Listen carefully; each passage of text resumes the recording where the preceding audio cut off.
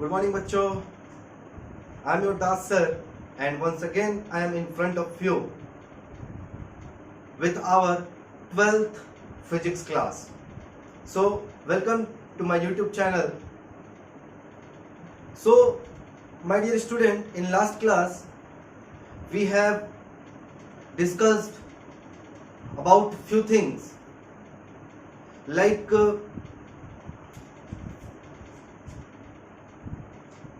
electric flux, electric dipole,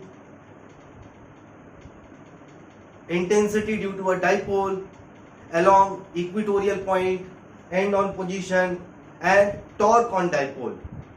तो बेटा इन सब चीजों के ऊपर डिस्कस करने के बाद मुझे उम्मीद है कि आप लोगों ने न्यूमेरिकल प्रैक्टिस किया होगा और कुछ न्यूमेरिकल्स को हम यहाँ पर भी सॉल्व करेंगे, लेकिन उसके लिए मैं अलग वीडियो बनाऊंगा.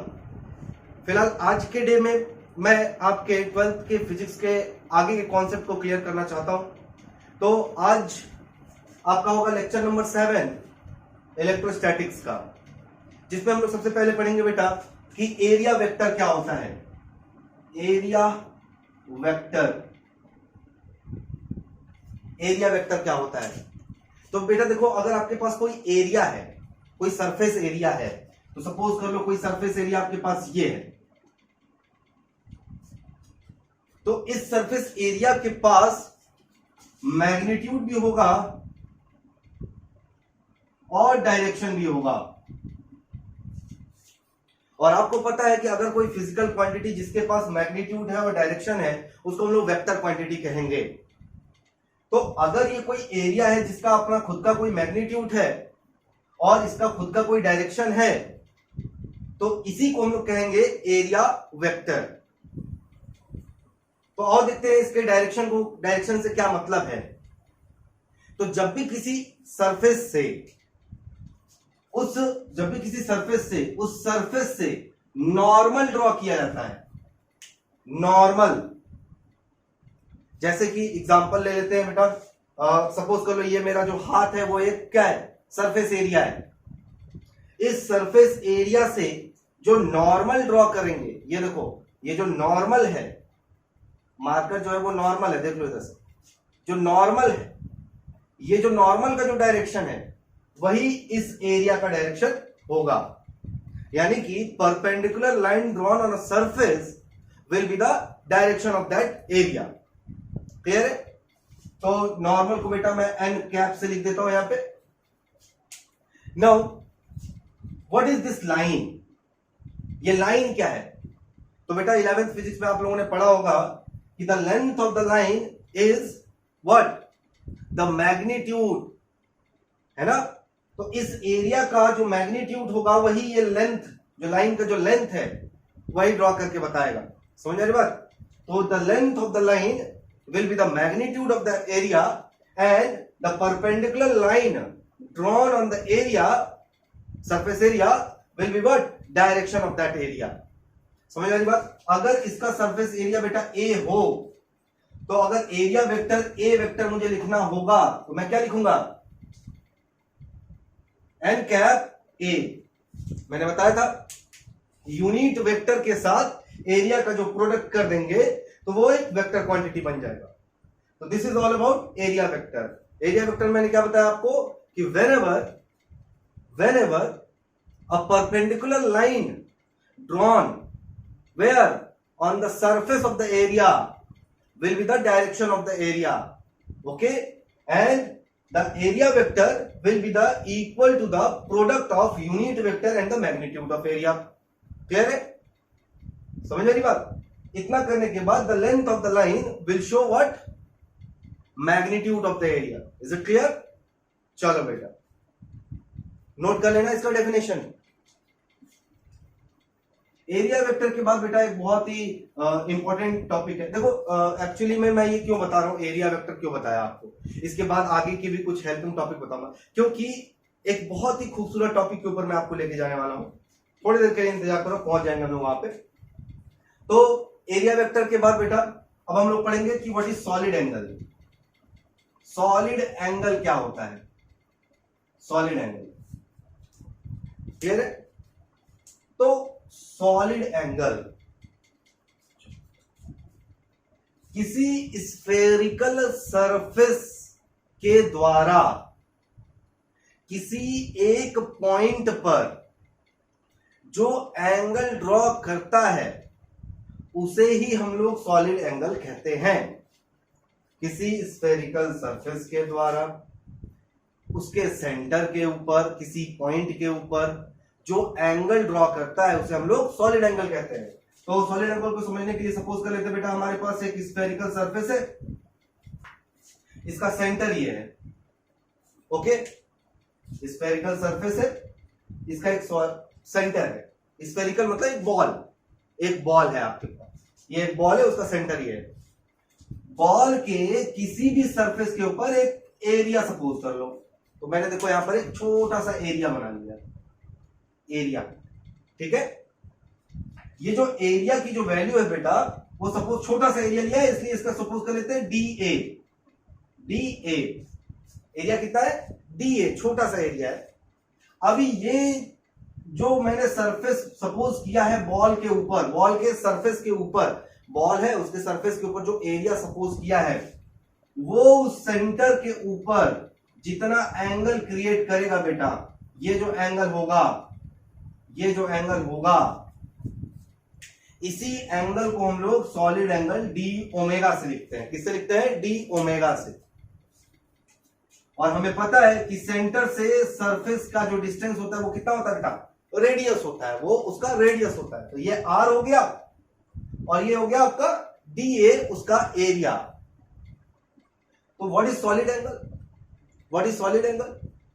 The angle suspended by an surface to the point.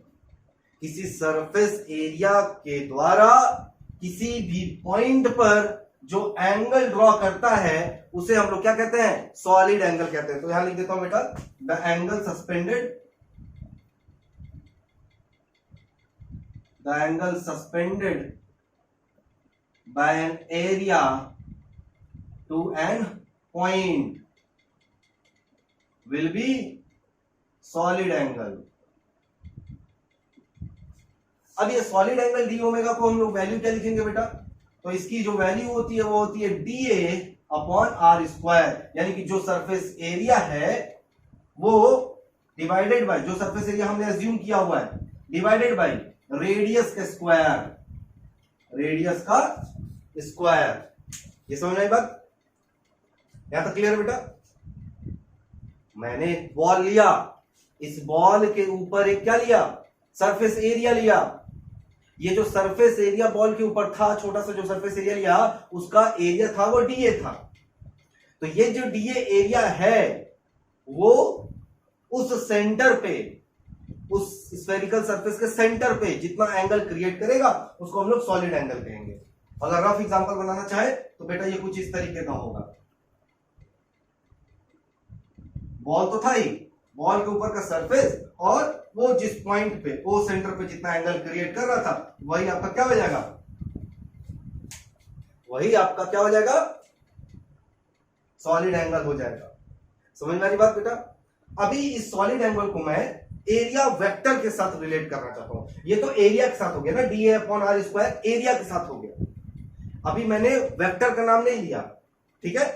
तो अब solid angle with area vector, area vector के साथ सॉलिड एंगल बात कर लेते हैं। चलो तो इसी के आगे बढ़ते हैं बेटा, यही डायग्राम यहीं से निकालते हैं, इसी के आगे यहां से।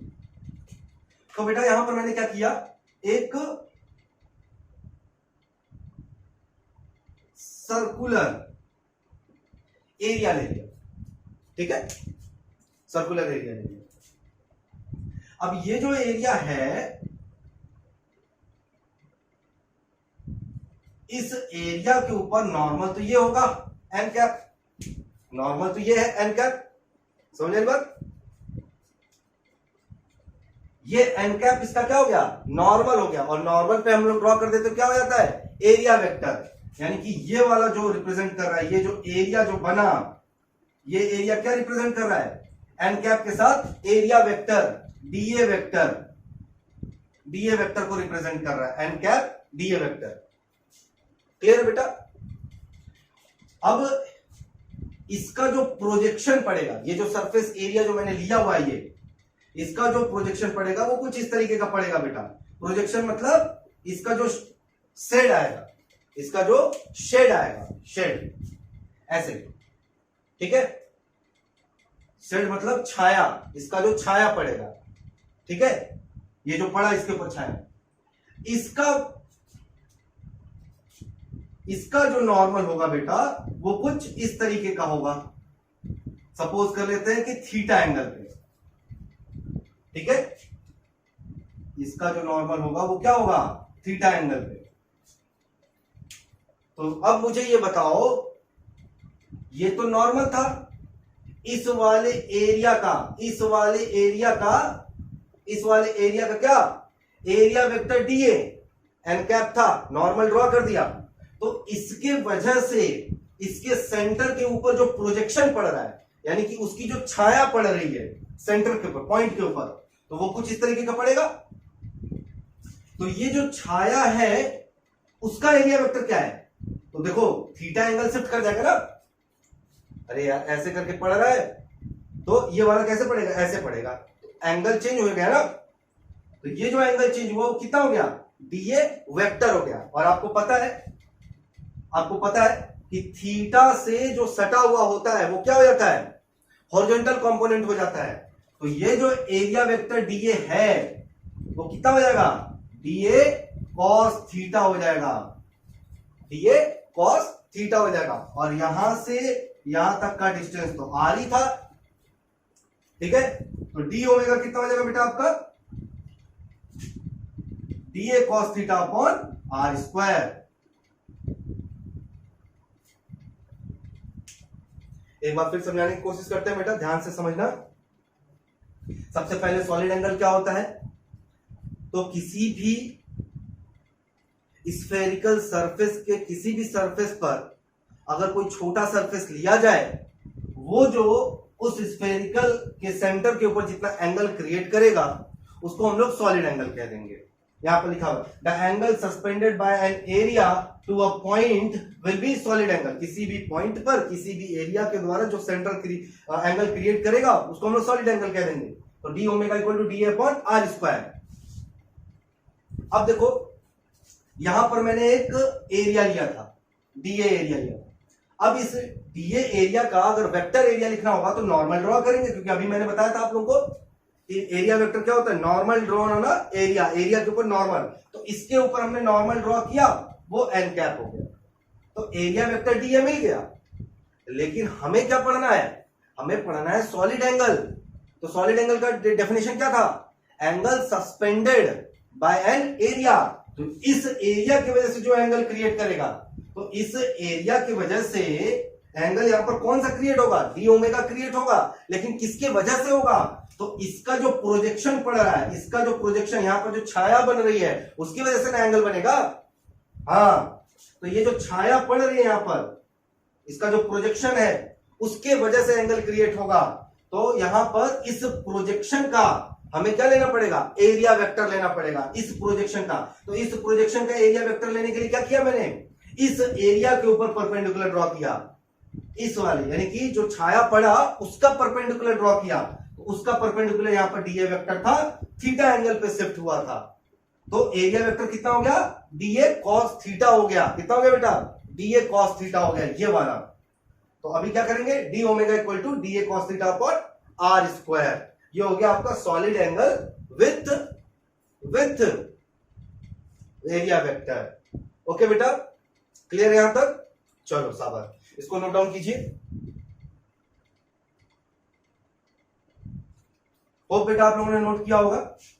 अभी आगे बढ़ते हैं हम लोग।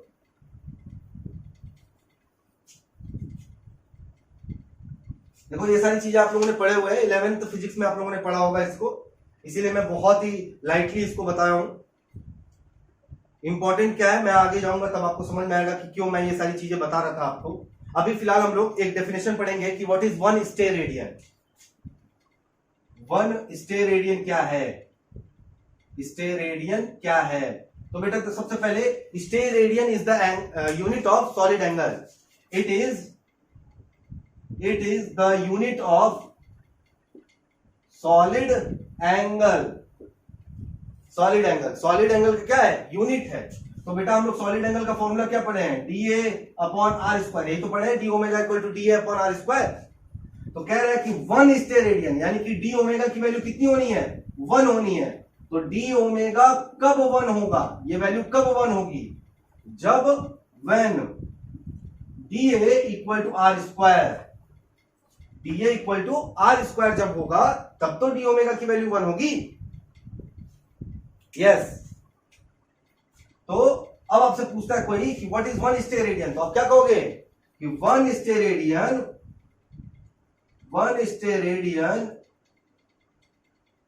is that solid angle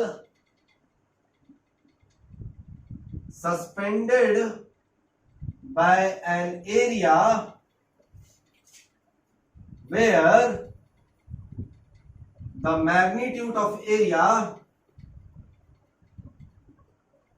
is equal to the square of the what? Radius. Square of the radius, ये होता है बेटा 1 स्टेरेडियन। कभी कभी एक नंबर में ये पूछ दिया जाता है कि व्हाट इज 1 स्टेरेडियन, तो आपको ऐसे इसको एक्सप्लेन करना पड़ेगा। देखो बेटा 1 स्टेरेडियन क्या होता है? तो सबसे पहले steradian is the unit of what? Solid angle. तो सॉलिड एंगल को D omega equal to D upon R square formula होता है इसका। तो कह रहा है कि डी ओमेगा को 1 होना है, 1 स्टेरेडियन होना है। तो कब डी ओमेगा 1 हो जाएगा? तभी तो जब डी ए और आर स्क्वायर दोनों इक्वल हो गया, तो इक्वल हो जाएगा तो कट जाएगा तो फिर 1 हो जाएगा। तो D A equal to R square वाला ही केस है जब सॉलिड एंगल कितना हो जाएगा? 1 स्टेरेडियन हो जाएगा। तो यहां पर मैंने लिख दिया definition, 1 steradian is that solid angle suspended by an area where the magnitude of area is equal to the square of the radius. समझ आ रही बात? ठीक है बेटा, इसको नोट डाउन कर लीजिए, आगे बढ़ते हैं।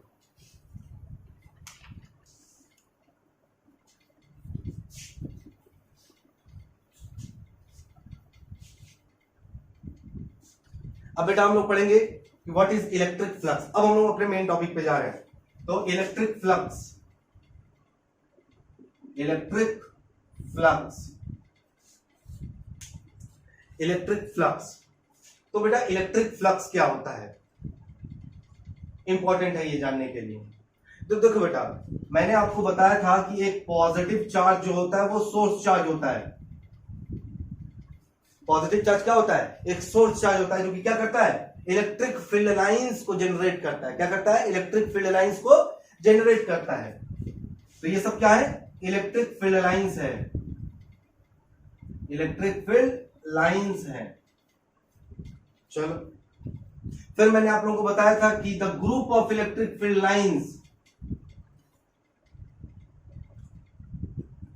The group of electric field lines, क्या कहते हैं इसको? Group of electric field lines is called what? Electric field. Electric field कहते हैं बेटा इसको। Group of electric field lines is called electric field. इसको हम लोग इलेक्ट्रिक फील्ड के नाम से जानते हैं। तो इलेक्ट्रिक फील्ड लाइंस क्या हो गया? पॉजिटिव चार्ज से आया, इन सबों के ऊपर हम लोग डिस्कस कर चुके हैं, इलेक्ट्रिक फील्ड के ऊपर भी हम लोग डिस्कस कर चुके हैं। लेकिन अब हमें पढ़ना है इलेक्ट्रिक फ्लक्स क्या होता है। तो ध्यान से देखना, इलेक्ट्रिक फ्लक्स के बारे में बता रहा हूं।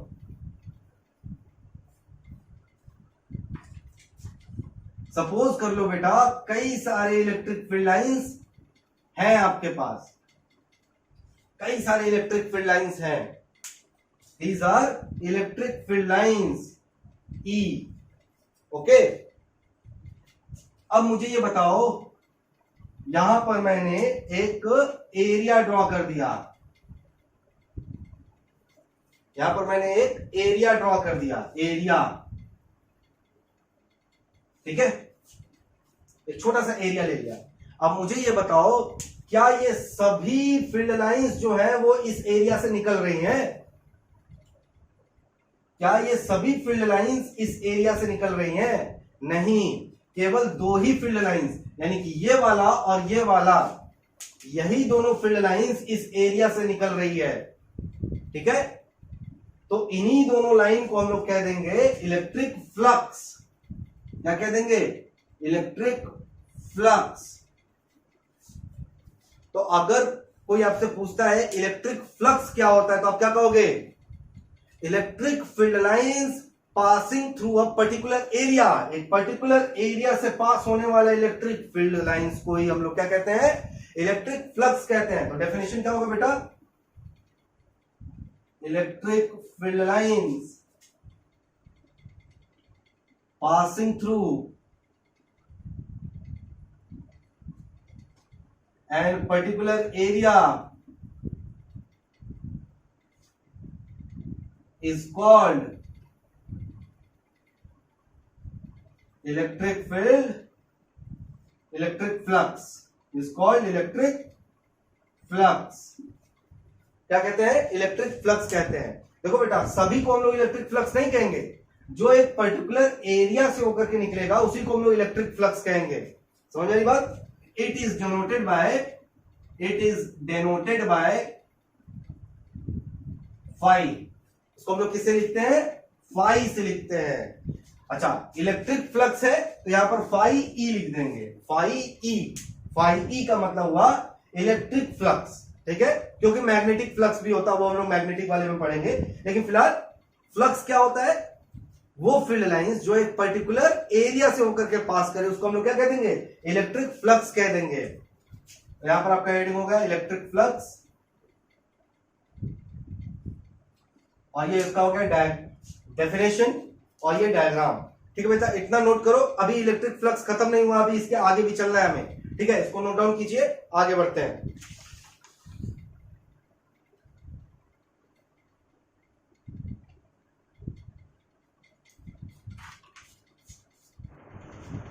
तो बेटा आप लोग यहां तक नोट किए होंगे। अब हम लोग थोड़ा सा आगे बढ़ते हैं। तो मैं ये डेफिनेशन को इरेज कर रहा हूं।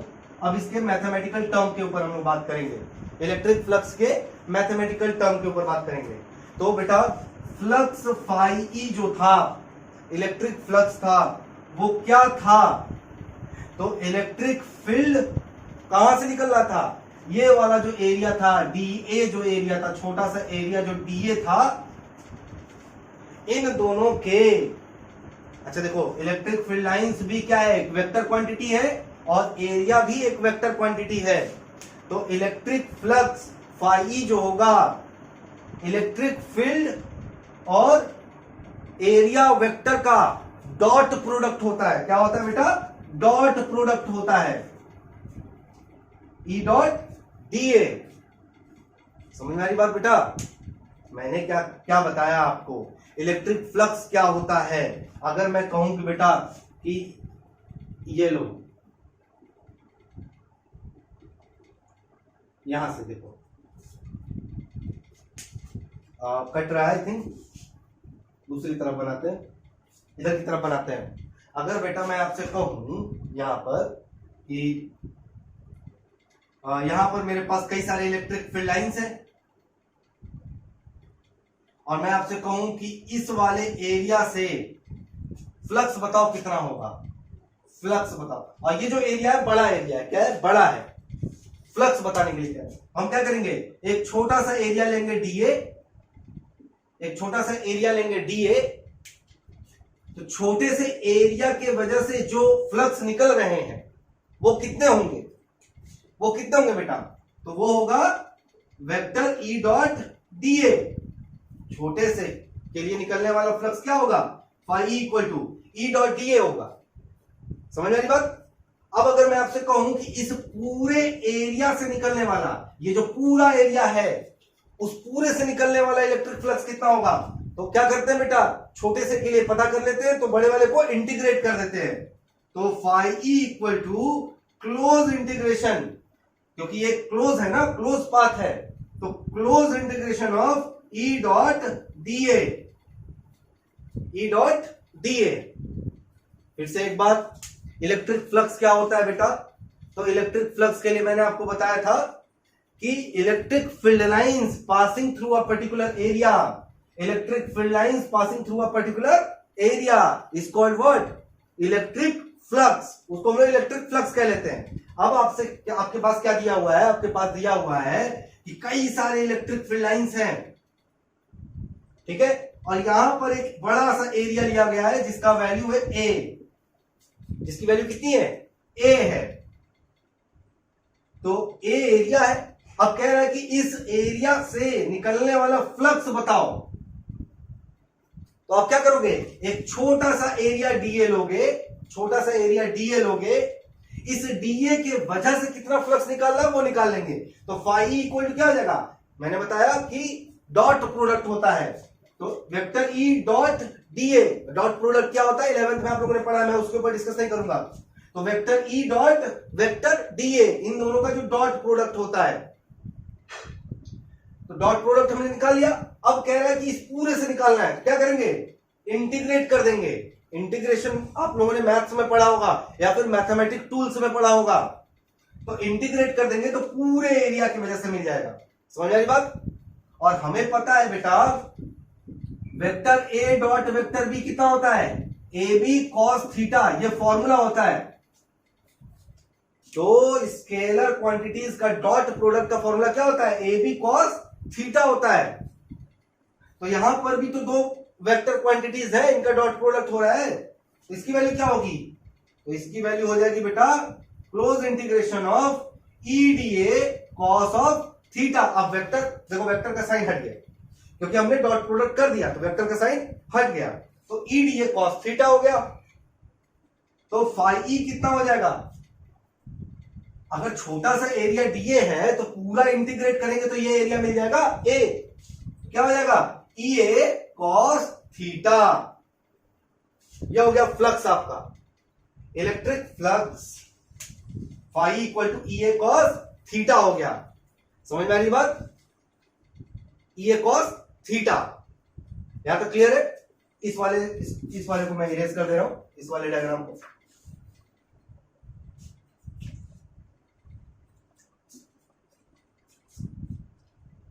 यहां तक क्लियर हुआ आपका, ई A cos theta, E A cos theta.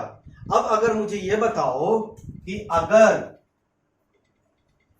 Field lines जो ई था वो इधर की तरफ जा रहा है ऐसे करके, और जो हमने एरिया बनाया वो एरिया भी ग्रीन पेन से बना दे रहे हैं, वो एरिया का जो नॉर्मल है वो भी इधर की तरफ ही जा रहा है, यानी कि इलेक्ट्रिक फील्ड लाइंस भी ऐसे जा रहा है और एरिया का जो डायरेक्शन था एरिया का वो भी इधर की तरफ है। दोनों के बीच का एंगल कितना होगा, 0 होगा। सेम डायरेक्शन में दोनों है, ई भी सेम डायरेक्शन में है और ए भी सेम डायरेक्शन में है, तो दोनों के बीच में एंगल कितना होगा, 0 होगा। इफ डायरेक्शन ऑफ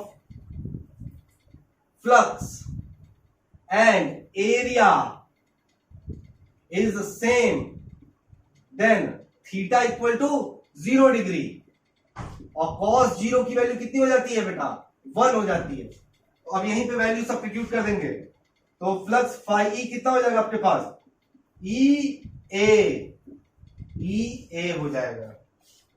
क्या हो जाएगा, ई ए हो जाएगा। समझ में आ रही बात, कोई डाउट, कोई डाउट नहीं बेटा। यहां तक हो जाने के बाद मैं इसको इरेज कर दे रहा हूं क्योंकि ये तो फॉर्मूला था वेक्टर का फॉर्मूला था ई ए। अब मुझे इसका यूनिट और डायमेंशन लिखना है, तो यूनिट एंड डायमेंशन, तो सबसे पहले ई का यूनिट देखते हैं। ई का यूनिट क्या होता है, तो 1/4 pi epsilon naught Q upon R square.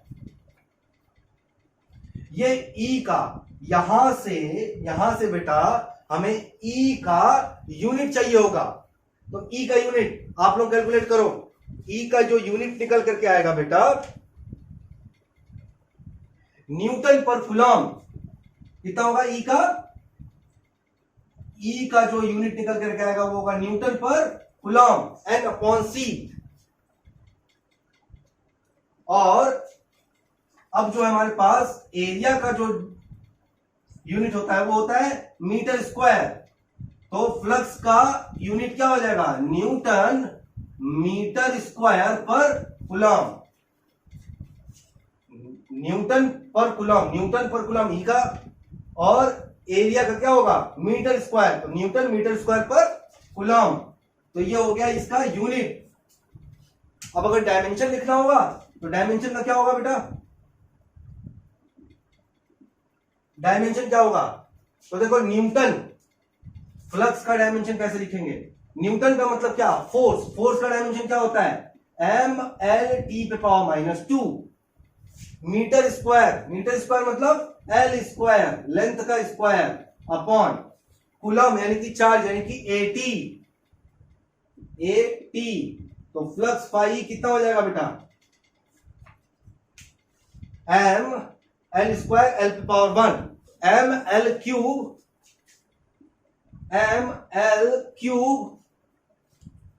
T⁻², एक और चला जाएगा T⁻³ A इनवर्स, ये हो जाएगा आपका फ्लक्स का क्या डायमेंशन।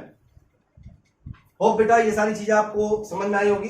अगर कोई भी डाउट आएगा इन सारे टॉपिक्स में तो एक बार मेरे से फिर से बताना, मैं इसको एक बार फिर से आपके लिए एक्सप्लेन करूंगा। क्लियर है? तब तक के लिए बेटा इसको नोट डाउन कीजिए, आगे बढ़ते हैं।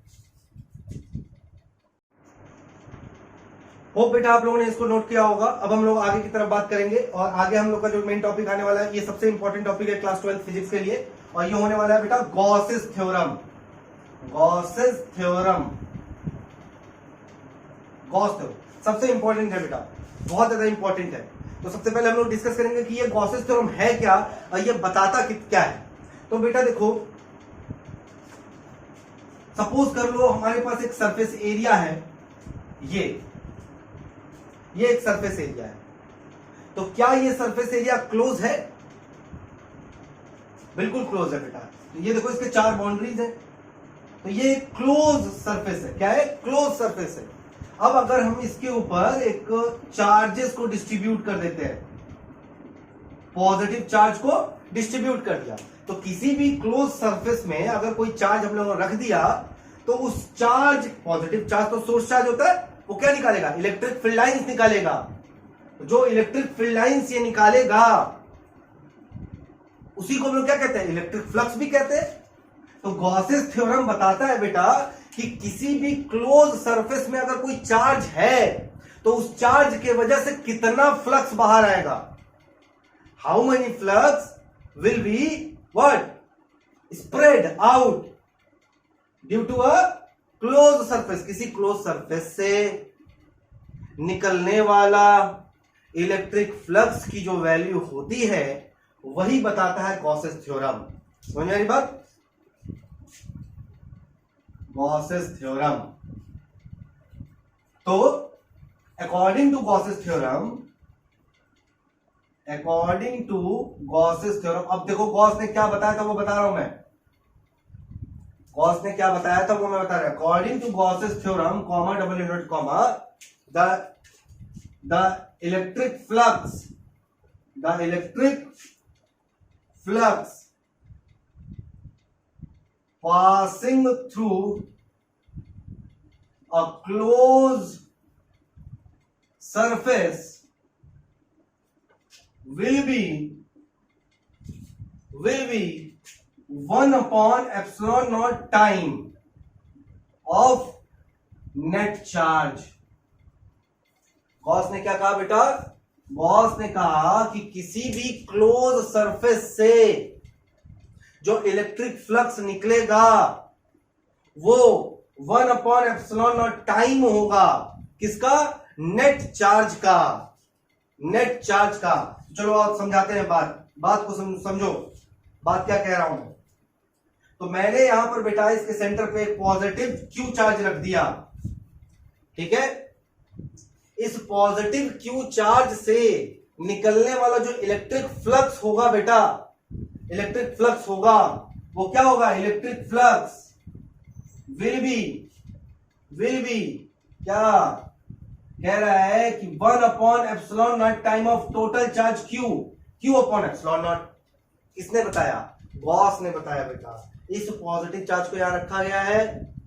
इस पॉजिटिव चार्ज के वजह से इस जो सरफेस जो फ्लक्स निकलेगा वो फ्लक्स कितना होगा, तो वो फ्लक्स होगा बेटा phi equal to 1/ε0 time of Q.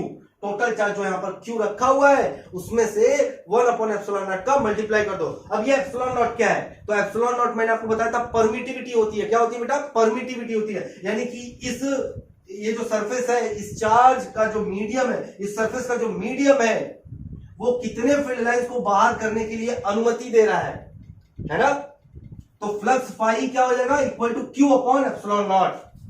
1/ε0 time होता है किसका, नेट चार्ज का। टोटल चार्ज जो सेंटर पे रखे हैं उसका प्रोडक्ट कर दो 1/ε0 का, वही बता देगा आपको क्या, इलेक्ट्रिक फ्लक्स का।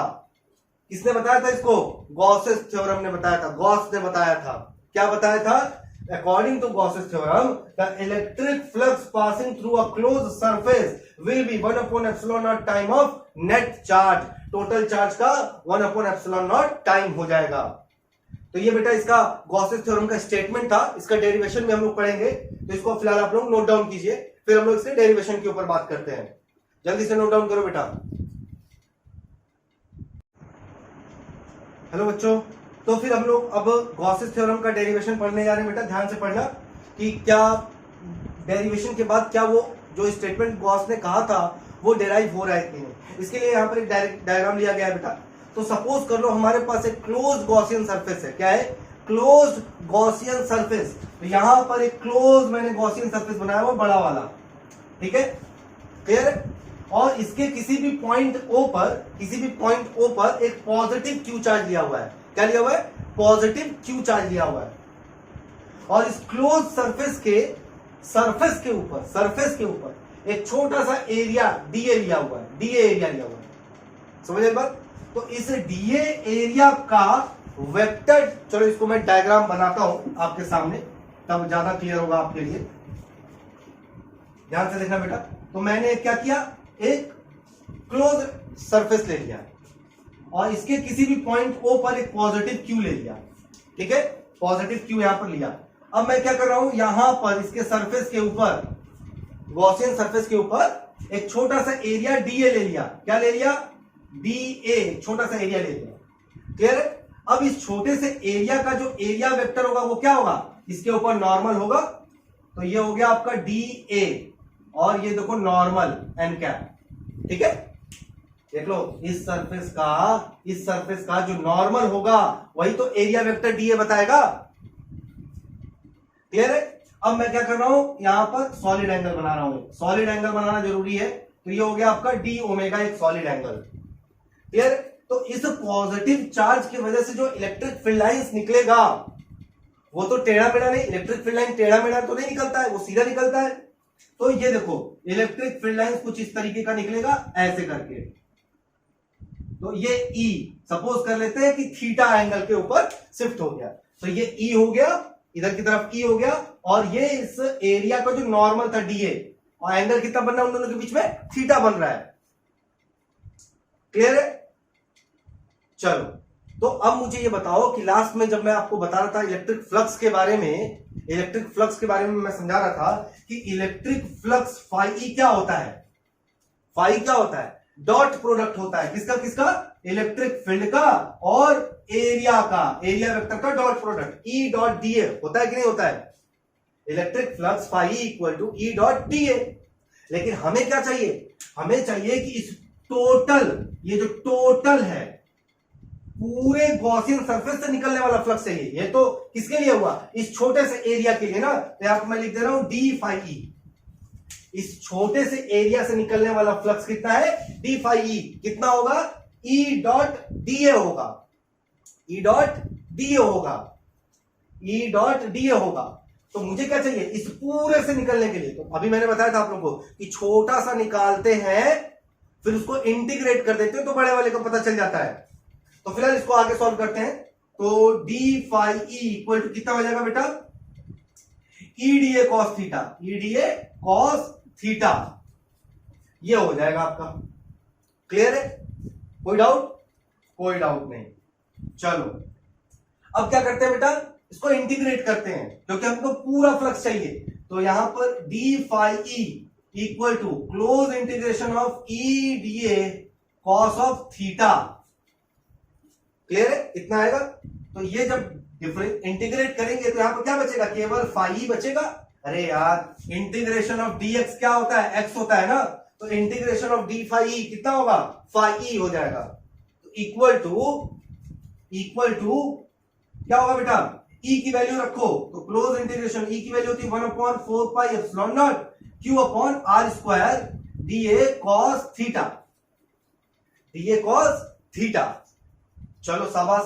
तो फ्लक्स फाई कितना हो जाएगा बेटा, नीचे नोट कर रहा हूं, तो ये हो जाएगा 1/4 पाई एप्सिलॉन नॉट को बाहर कर लिया और क्यू को बाहर कर लिया, तो अंदर क्या बचेगा, close integration of D A cos theta upon R square,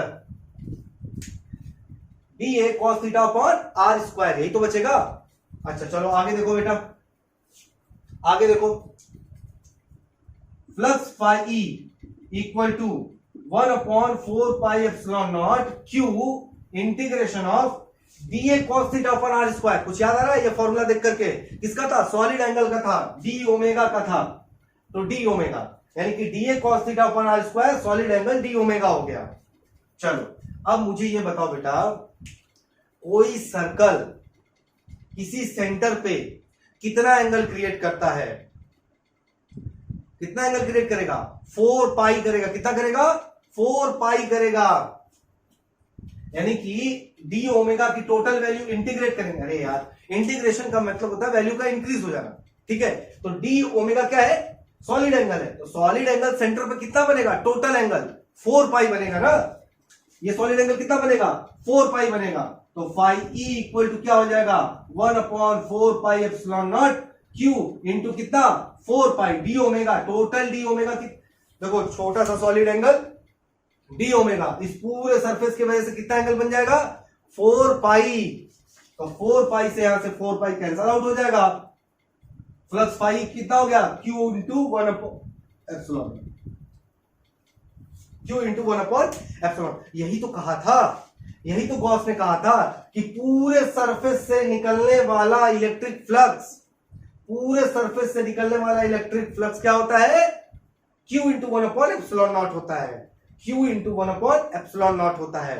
एक बार फिर बेटा मैं आपको समझाने की कोशिश कर रहा हूं कि गॉस ने क्या कहा था, गॉस ने कहा था कोई बॉल ले लो, ठीक है, बॉल के सेंटर के ऊपर कोई भी चार्ज रख दो, पॉजिटिव चार्ज, तो पॉजिटिव चार्ज रखेंगे तो इलेक्ट्रिक फ्लक्स निकलेगा ना, इसके अंदर से इलेक्ट्रिक फील्ड लाइंस निकलेंगे, और इलेक्ट्रिक फील्ड लाइंस जब एरिया से निकलता है उसको इलेक्ट्रिक फ्लक्स कहते हैं। तो अभी हम लोग फ्लक्स को लेकर के चलेंगे। तो बॉल था, बॉल के सेंटर के ऊपर क्या रखा हुआ था, चार्ज रखा हुआ था। तो गॉस ने बताया कि इसके वजह से, वो जो चार्ज की वजह से बॉल के चारों तरफ से जो फ्लक्स निकलेंगी वो क्या होगा, टोटल चार्ज क्यू और इंटू 1/एप्सिलॉन नॉट।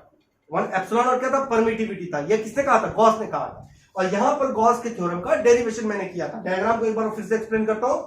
डायग्राम में मैंने क्या लिया, एक क्लोज गॉसियन सरफेस लिया, इसके सेंटर के ऊपर इसके किसी भी पॉइंट पर एक पॉजिटिव चार्ज क्यू रख दिया, ठीक है।